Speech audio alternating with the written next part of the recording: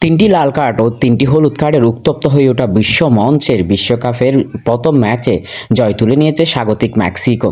Estadio Azteca স্টেডিয়ামে দক্ষিণ আফ্রিকাকে 2-0 গোলে হারিয়ে আসরের শুভ সূচনা করল তারা।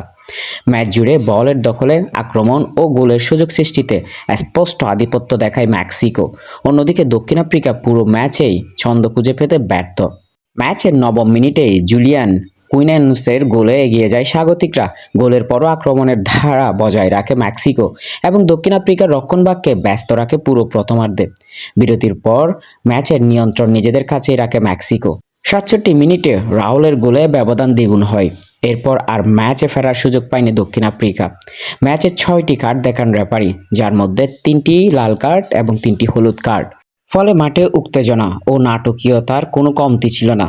তবে সবকিছুর পরও ফলাফলে কোনো প্রভাব পড়েনি। শেষ পর্যন্ত 2-0 গোলের জয় নিয়েই পূর্ণ 3 পয়েন্ট অর্জন করে বিশ্বকাপের প্রথম ম্যাচে স্বাগতিক মেক্সিকো।